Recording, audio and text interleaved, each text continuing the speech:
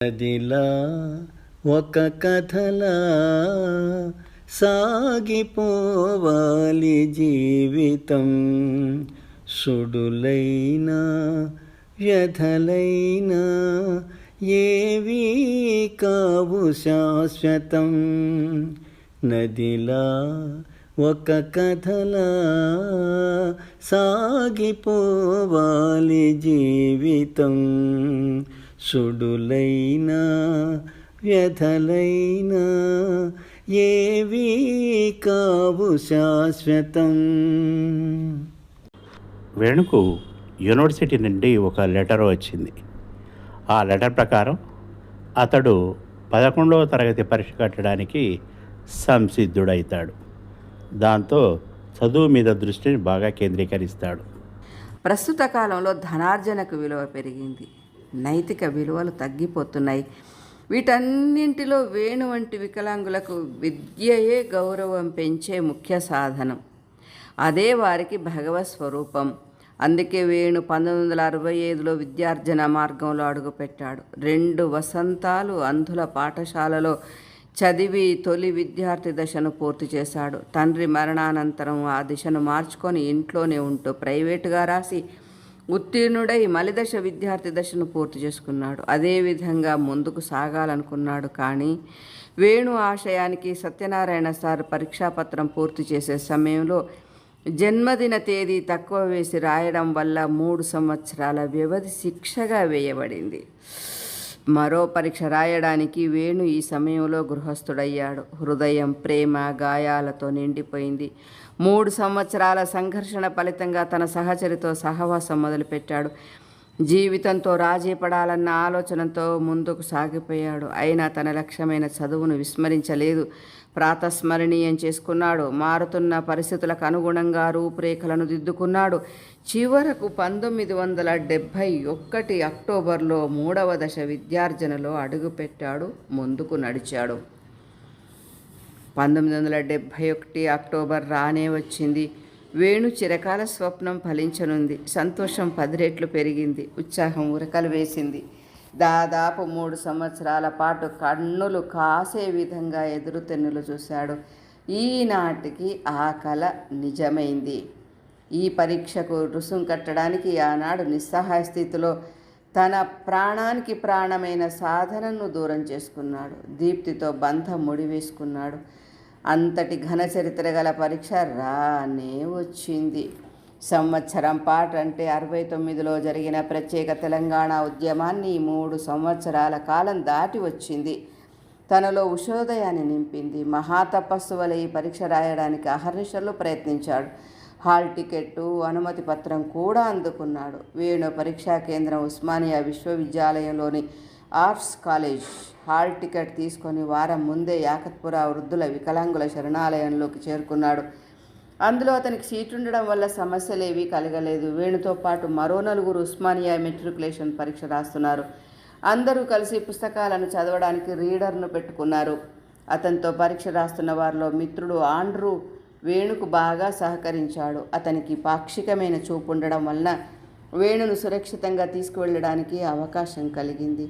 లక్ష్మారెడ్డి అనే మరో మిత్రుడు కూడా ఉండేవాడు. వేణు అందరినీ మృదువుగా పలకరించడం వల్ల మంచి స్నేహం ఏర్పడింది. అతనికి 10 మందితో కలవడం అంటే ఎంతో ఇష్టం. అందరి వల్ల ఎంతో కొంత కొత్త విషయాలు తెలుస్తాయన్న భావం, కష్టసుఖాలను పంచుకోవడం వలన హృదయాలు తేలికపడి భావ వినిమయం జరిగి జీవితాలు ఉత్తేజం పొందుతాయి. రాత్రి 8 గంటలకు చదవడం ప్రారంభించి 12 గంటల వరకు సరదాగా కబుర్లు చెప్పుకుంటూ చదివేవారు. నిద్ర వస్తే హోటల్కి పోయి ఇరానీ టీ తాగి వచ్చారు. ఆ వాతావరణం, ఆ స్నేహితులు వేణును సరికొత్త లోకానికి తీసుకుపోయేవి. ఆ రోజు తొలి పరీక్ష రాయాలి. భయం, సంతోషం, ఆతృత అతని మనసులో త్రివేణి సంగమం వలె మారిపోతున్నాయి. సమయానికి ముందుగానే పరీక్షా కేంద్రమైన ఆర్ట్స్ కాలేజీ చేరుకున్నాడు. పరీక్షాధికారుల సహకారంతో తమకు కేటాయించిన ఒక గదిలోని మూలన కూర్చున్నారు. బెల్లు మోగింది. స్క్రైబర్ అంటే అంధులకు పరీక్షలు రాయడానికి నియమింపబడిన వ్యక్తులన్నమాట. వేణుకు ఆ కాలేజీలోనే పనిచేస్తున్న మేడం లెక్చరర్ వచ్చారు. తొలి పరీక్ష ఇంగ్లీష్ రాస్తున్నాడు. పరీక్షాపత్రం చదివారు మేడం. వేణు మనసు తేలికపడింది. సమ్మరీలను చక్కగా బట్టి పెట్టడం వల్ల ఆగకుండా డిక్టేట్ చేయగలుగుతున్నాడు. గ్రామర్ విషయంలో మేడం కొంతవరకు సహకరించారు. సంతృప్తికరంగా ఆనాటి పరీక్ష ముగిసింది. మిత్రులు దారి పొడవునా తాము రాసిన వాటిని చర్చించుకుంటున్నారు. కొందరికి సులువు అనిపిస్తే మరికొందరికి ఈ పేపర్ కఠినంగా తోచింది. 3-4 రోజుల్లో తెలుగు పేపర్లు కనుక సులభంగా రాశాడు వేణు. 5వ రోజు వేణుకు విషమ పరీక్ష. ఆ రోజు గణితం మొదటి పేపర్ చూడగానే ఆందోళన పడక తాను చేయగల అంకగణితంలోని చక్రవడ్డీ, బారువడ్డీ, కాలము, దూరము, లాభ నష్టాల వంటివి వేణు మేడంకు చెప్పి జాగ్రత్తగా చేయించుకున్నాడు. కనీసం 35 మార్కులతో ఉత్తీర్ణుడనవుతానని నమ్మకం కుదిరింది.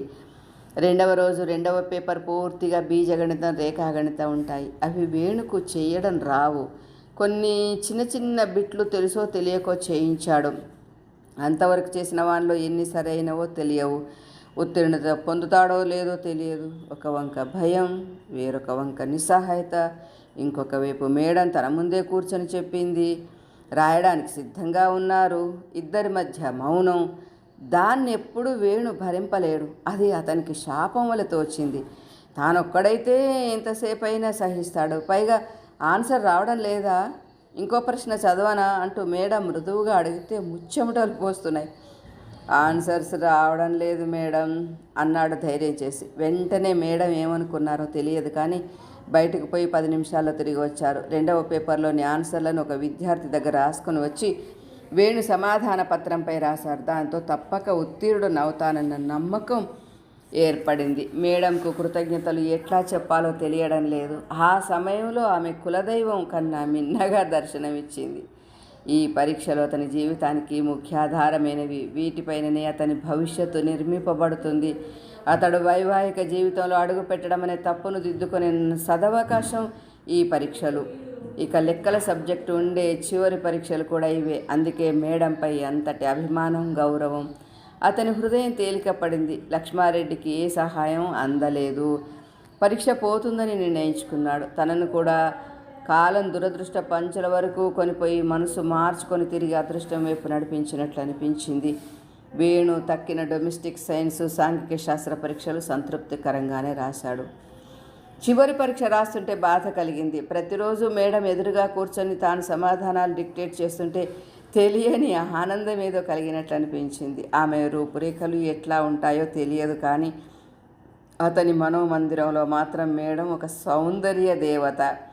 ఇట్లాంటి సహచరి జీవితంలో ప్రవేశిస్తే ఎన్నో విజయాలను సాధించేవాడు, విజ్ఞానాన్ని ఆర్జించేవాడు. చివరి క్షణాలలో మేడంను కృతజ్ఞతలతో ముంచెత్తి హాస్టల్కు బయలుదేరాడు. ఉస్మానియా మెట్రికులేషన్ 11వ తరగతి పరీక్షల పర్వం ముగిసింది. అది ఒక మరపురాని మధుర స్మృతిగా వేణు జీవన స్రవంతిలో నిలిచిపోయింది. హాస్టల్కు చేరుకున్నారు మిత్రులు. మనసు ఆనందంతో పొంగిపోతున్నది. ఆండ్రూ వంటి మిత్రుడితో కలిసి సినిమా చూశాడు. ఇట్లా కాలం హాయిగా గడిచిపోతే ఎంత బాగుండును అనిపించింది. కానీ తనకో బంధం ఉంది. తన కోసం ఆలోచించే మరో హృదయం ఉంది. 1000 కళ్ళతో నిరీక్షించే ప్రాణి ఉంది. వెంటనే బస్ ఎక్కాడు. సహచరి సన్నిధికి చేరుకున్నాడు. పోరాటంలో గెలిచి వచ్చిన ప్రభువు వలె 3 సంవత్సరాల పరీక్షల కోసం తప్పించి ఫలితాన్ని సాధించి గర్వపడ్డాడు. దీప్తి కూడా చాలా సంతోషించింది. కానీ తక్కిన కుటుంబ సభ్యులలో మామూలు అనుభూతులు కనిపించాయి వేణుకు. ఉస్మానియా మెట్రికులేషన్ పరీక్ష రాయడం వేణు జీవితాన్ని మలుపు తిప్పింది. ధైర్యాన్ని ప్రసాదించింది. ఆత్మవిశ్వాసాన్ని ఇనుమడింపజేసింది. 1971 డిసెంబర్, 1972 జనవరి మాసాలలో వేణు శిక్షణను పొందాడు. ఆ సమయంలో వృద్ధ వికలాంగుల శరణాలయంలోనే ఉంటూ ఉదయం వెళ్ళి సాయంత్రం వచ్చేవాడు. యాకత్పురా లోకల్ ట్రైన్ ఎక్కి విద్యానగర్లో దిగి అక్కడ సిటీ బస్సు ఎక్కి తర్వాత బస్ స్టాప్ అయిన ఎన్సీసీ ఆఫీస్ దగ్గర దిగి కొంత దూరం వెనక్కి వచ్చి శివంస్ రోడ్ అంటే పుట్టపర్తి సాయిబాబా నెలకొల్పిన మందిరం జ్ఞాన కేంద్రం రోడ్లో కొంత దూరం నడిచి సిఐటి సంస్థలో అడుగుపెట్టేవాడు. అది పెద్ద కేంద్ర ప్రభుత్వం నడిపే పారిశ్రామిక శిక్షణ సంస్థ. దానిలో శిక్షణ పూర్తి చేసిన వారికి కేంద్ర ప్రభుత్వ పరిశ్రమల్లో ఉద్యోగాలు దొరికేవి. అందులో వేణు శిక్షణకు మొదలుపెట్టాడు. అతనితో పాటు 5-6 అంధులు, మూగ, చెవిటి, పోలియో వ్యాధిగ్రస్తులు కూడా వారు చేయదగినవి నేర్చుకుంటున్నారు. వేణుకు కుర్చీ ఫ్రేము కేను చుట్ట ఇచ్చారు. ఇన్స్ట్రక్టర్ వేణు దగ్గరికి వచ్చి ఫ్రేముకు చేయబడిన రంధ్రాలను చూపించాడు. తర్వాత సన్నని కేను చివరను చేతితో పట్టుకొని పైనుండి రంధ్రంలో గుచ్చి కింద నుండి తీసి మళ్ళీ కింద నుండి రంధ్రంలో పైకి గుచ్చి నవారును మంచానికి అల్లినట్లు కేను కుర్చీ అల్లాలి. డిజైన్లు రావడానికి కావలసినన్ని కేను వైర్లను లెక్కిస్తూ అల్లమన్నాడు. ఇన్స్ట్రక్టర్ కుర్చీకి గుండ్రని రంధ్రాలు ఏర్పడడానికి వంకరగాచి వైర్లను రంధ్రాలలో ఉపయోగించమన్నాడు. చూపులేని వారికి నేర్పడం సహనంతో కూడిన పని. ఒకరికి చూపిస్తే అందరూ నేర్చుకునేందుకు వారికి బాహ్య దృష్టి కాలేదు కదా. అందువల్ల స్వయంగా స్వహస్తాలతో ఇన్స్ట్రక్టర్ ఒక్కొక్కరికి చూపవలసి ఉంటుంది. ఆలస్యం కూడా జరుగుతుంది. వేణుకు అదంతా అయోమయంగా బాధగా ఉంది. బాగా చదవాలన్న అతని ఏకైక కోరిక. కానీ ఇది చదువు కాదు, నైపుణ్యం. అభ్యాసం వలన, శ్రద్ధ వలన ఇది అలవడుతుంది. సూర్యనారాయణకు సాంకేతిక విద్య పట్ల ఆసక్తి ఎక్కువ. ట్రైనింగ్ తర్వాత కూడా సంస్థకు వచ్చి శిక్షణ పొందుతున్న వారికి ఉచితంగా నేర్పుతుండేవాడు. దానివల్ల అతనికి నైపుణ్యం పెరిగేది. సంస్థ అధికారుల దగ్గర మంచి పేరు, అభిమానం సంపాదించుకున్నాడు. దానివల్ల హైదరాబాద్లోని BHEL కంపెనీలో కూడా ఉద్యోగం వచ్చింది. కానీ వేణుకు అది బలవంతంగా నేర్చుకున్నట్లు అనిపిస్తున్నది. సన్నని కేను వైర్ను గట్టిగా లాగేటప్పుడు బాధ కలిగేది. తాను గతంలో అనుభవించిన వైభవం జ్ఞాపకం వచ్చేది. వివాహం జరగకపోతే హాయిగా నిజాం కాలేజీ హాస్టల్లో ఉంటూ చీకు చింతలు లేక మిత్రులతో కాలం గడిపేవాడు. ఆవేశంగా ఆలోచించి చిన్న తప్పు చేసి పెద్ద శిక్షను అనుభవిస్తున్నాడు. లంచ్ టైంలో సరదాగా క్యాంటీన్కి పోయి టీ, బిస్కెట్లు తిని వచ్చేవాడు. కేన్ కుర్చీలను అల్లుతూనే మిత్రులు రకరకాల సంఘటనల గురించి ముచ్చట్లు చెప్పుకుంటుంటే ఆసక్తిగా వినేవాడు. సాధారణంగా అతడు కట్టుకథలను నమ్మడు. అందువల్ల ఇతరులకు చెప్పడు. సహజంగానే మితభాషి, చెలోక్తులు విసరడు. ఇతరులు విసిరితే అమిత ఆనందం పొందుతాడు. అందరినీ ఉత్సాహపరుస్తాడు. అందుకే వేణు అంటే అందరికీ ఇష్టమే. శిక్షణ పూర్తయిన తర్వాత స్టైఫండ్ 90 రూపాయలు తీసుకున్నాడు. వేణుకు ఆనందంగా ఉంది. జీవితంలో కష్టపడి మొదటిసారి సంపాదించిన డబ్బులు అవి. చేతి స్పర్శకు మృదువుగా, నునుపుగా తాకి కొంతసేపు పారవశ్యపు లోకంలో ముంచెత్తుతున్నాయి. అందులో నుంచి ఆనందం కోసం మిత్రులకు 10 రూపాయలు పెట్టి టిఫిన్లు తినిపించాడు. తక్కిన 80 రూపాయలు ఏం చేయాలో రోజంతా ఆలోచించి అతనికి చిన్ననాటి నుండి మంచి మిత్రుడై దారి చూపిన రేడియోను కొనుక్కోవాలనిపించింది. యాదగిరి అనే వ్యక్తి తక్కువ ధరకు రేడియో ఢిల్లీ సెట్లను అమ్మేవాడు. 100 రూపాయలకు దాన్ని కొనుక్కున్నాడు. స్వంత డబ్బులతో గడియారం, రేడియో స్వంతం చేసుకున్నాడు. రేడియో మిత్రుడు వచ్చాక వేణు ఒంటరిగా రేడియో పాటలు వింటూ అరుగుపై కూర్చొని దీప్తి గురించి ఆలోచించేవాడు. ఆమె వయసు 14 సంవత్సరాలు. తనతో తప్ప తక్కిన వారితో భయంగానే ఉంటుంది. ఆమెను చూడాలని, కబుర్లు చెప్పుకుంటూ ఆనందం పొందాలనిపించేది. చదువు, దీప్తి, ఈ 2 విభిన్నమైన మార్గాల నడుమ వేణు మనసు గిలగిలా కొట్టుకునేది. నిస్సహాయుడైపోయేవాడు. వెంటనే ధైర్యాన్ని కూడగట్టుకునేవాడు. ఆత్మవిశ్వాసాన్ని పెంచుకునేవాడు. ముందుకు సాగిపోయేవాడు. లక్ష్యం వైపు అడుగులు వేసేవాడు.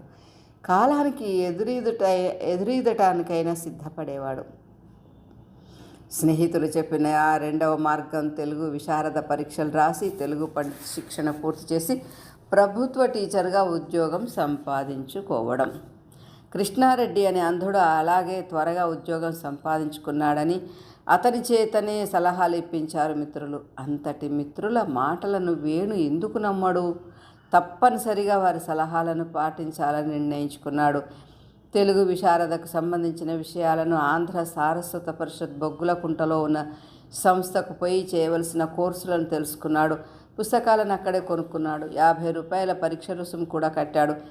తెలుగు విశారద 2 భాగాలుగా ఉండేది. మొదటిది పూర్వ భాగము, రెండవది ఉత్తర భాగం. మొదటిది 1972 జనవరి చివరి వారంలో పరీక్ష రాయాలి. రెండవదైన ఉత్తర భాగం 1972 జూన్లో రాయాల్సి ఉంటుంది. ముఖ్యంగా పరీక్షలు రాయడానికి సహాయకులను అభ్యర్థులైన అంధులే తెచ్చుకునే నియమం ఉండడం వల్ల తెలుగు పాఠ్యాంశాలను తెలిసిన వారిని తెచ్చుకొని చూపులేని వారు పరీక్షలు రాసి ఉత్తీర్ణులు అయ్యేవారు. వేణు మాత్రం హైదరాబాదులో డిగ్రీ చదువుతున్న చిన్నమ్మ కొడుకుతో పరీక్ష రాయించి ఉత్తీర్ణుడయ్యాడు. 6 మాసాల తర్వాత విశారద ఉత్తర భాగం రాయాలని పుస్తకాలను కొన్నాడు. మొదటి పరీక్ష రాసిన తర్వాత 2 మాసాల కంటే ఫిబ్రవరి 1972లో ఇంటికి చేరుకున్నాడు. కానీ దీప్తి ఇంట్లో లేదు. చాలా బాధ కలిగింది. ఆమె తల్లి అంటే వేణు అత్తమ్మ హఠాత్తుగా స్వర్గస్థురాలైంది. అది విని వేణు నిర్ఘాంతపోయాడు. ఆమె చాలా మంచిది, అల్లునికి చూపు లేదనే భావం ఆమెకు ఉండేది కాదు. మనసు మంచిదైతే చాలనుకునేది. పెద్ద కూతురుకు పెళ్లి చేసినప్పుడు అల్లుడు బుద్ధిమంతుడుగానే కనిపించాడు. కానీ అతడు పేకాట ప్రియుడని, జల్సారాయుడని, ఏమి చెయ్యడని తెలిసి బాధపడ్డారు. అందువల్లనే వేణుకు చూపు లేకపోయినా చదువు సంస్కారాలు ఉన్నాయని సంతోషించింది. అతని మనసు నొప్పించకూడదని తన కూతురుకు చెప్పేది. దీప్తి తల్లి మరణించిందని తెలిసి వేణుకు చాలా బాధ కలిగింది. అత్తవారింటికి పోయి పరామర్శిద్దామంటే మేం పోయి చూసొచ్చాం, ఇప్పటికే 10-20 రోజులైంది, పోయి ఏం చేస్తామంది సరళమ్మ. అతనికి ఆవేదన కలిగింది. పోదామంటే దారి లేదు, ధైర్యం చెయ్యలేడు. అతనికి చేతకానివి ఊరుకుంటాడే తప్ప ఇతరులను చేయమని బలవంత పెట్టాడు. మరో 15 రోజుల తర్వాత దీప్తిని తీసుకొచ్చింది తల్లి సరళమ్మ. ఆమెను ఎట్లా ఓదార్చాలో వేణుకు తెలియడం లేదు. రాత్రి భోజనాలు అయ్యాక వేణు గదిలోకి వచ్చింది దీప్తి. అంతా మౌనం. ఎట్లా జరిగింది దీప్తి అని అడిగాడు చివరగా వేణు ఓదార్పుగా. అతనికి చిన్నప్పటి నుండి దుఃఖం అంటే భయం. తల్లి కొడుకు చిన్నప్పుడు కంటి చూపు లేదని ఎంత కన్నీరు కార్చిందో అతనికి తెలుసు. ఆమె కన్నీరు ఎలా తుడవగలడు? ధైర్యాన్ని చెప్పి దుఃఖాన్ని ఎలా మాన్పగలడు? అందుకే శోకం వినిపించినప్పుడల్లా తన మనసును దాన్ని దూరంగా తీసుకుని పోవడానికి ఊహాలోకాల్లో ఊరేగేవాడు. గగన విహారం చేసేవాడు. భూలోకం చుట్టి వచ్చేవాడు. తల్లి శోకనాదం అతనికి వినిపించేది కాదు. అదే వాతావరణం ఇప్పుడు దీప్తి చుట్టూ ఏర్పడి బాధిస్తున్నది. తల్లి లేని లోటు ఎవరూ తీర్చలేనిది. భర్తగా తన బాధ్యత, ఆత్మీయత దీప్తికి ఇప్పుడు రెట్టింపైంది. అన్ని వేళలా ఆమెకు ధైర్యం చెప్పి నేనున్నానని ఓదార్చాలి. అదే తన కర్తవ్యం అనుకున్నాడు వేణు. ఆమె దుఃఖిస్తున్నప్పుడు దగ్గరకు వెళ్ళాడు. ఏడవడం వలన అనారోగ్యం తప్ప మరేం ప్రయోజనం ఉండదు దీప్తి అని ఓదారుస్తూ ఆమె కళ్ళను తన కర్చీఫ్తో తుడిచాడు. అప్పుడు ఆమె పసిపాప వలె ఒదిగిపోయి మరింత ఏడ్చింది. అతనికి దుఃఖం వచ్చింది. మరికొంతసేపటికి ఇద్దరికి దుఃఖం తగ్గి మొహం కడుక్కొని పడుకున్నారు. అప్పుడు ఆమెను దగ్గరికి తీసుకున్నాడు. ఆమె అలసటగా నిద్రపోయింది. అతనికి సృష్టి రహస్యాలు గుర్తుకు వచ్చేవి. జనన మరణాలు, బంధుత్వాలు, అనుబంధాలు, ఆత్మీయతలు అన్నీ కళ్ళ ముందు కదిలిపోయేవి. వర్తమానం, భవిష్యత్తు ఒకదానితో ఒకటి పెనవేసుకొని కలిసిపోయినట్లు అనిపించేది. ఆ మౌనాన్ని భరించలేక దీప్తి కిందికి పోయేది. అతనికి మరింత కోపం కలిగేది. తన పట్ల చూపే నిర్లక్ష్యం అనిపించేది. ఏం చేయాలో అర్థమయ్యేది కాదు. ఆమెను ఎట్లా మార్చాలో తెలిసేది కాదు. బంగ్లాపై నిశ్శబ్దం, ఒంటరితనం, ఉక్రోషం, బావపై ప్రతీకారం, సాధనపై విడిపోని ప్రేమానురాగం మనసును చిత్రవద చేసేవి. దీప్తిని కసితీరా తిట్టాలని అనిపించేది. అవసరమైతే కొట్టాలనిపించేది. కానీ రేడియో నాటకాలు నేర్పిన సంస్కారం గుర్తుకు వచ్చేది. మానవత్వం ఎదుట నిలిచేది. మానవ సంబంధాలు మనసులో కదిలేవి. ఎవరికెవరు ఎంతవరకు దగ్గరుంటారు? మేము భార్యాభర్తలమని వాగ్దానం చేసుకుంటారు. ఆచారాలకు గుర్తులుగా మంగళసూత్రాలను కట్టుకోవడం, ఉంగరాలను మార్చుకోవడం, ఇవన్నీ నిజంగా మానవ సంబంధాలేనా?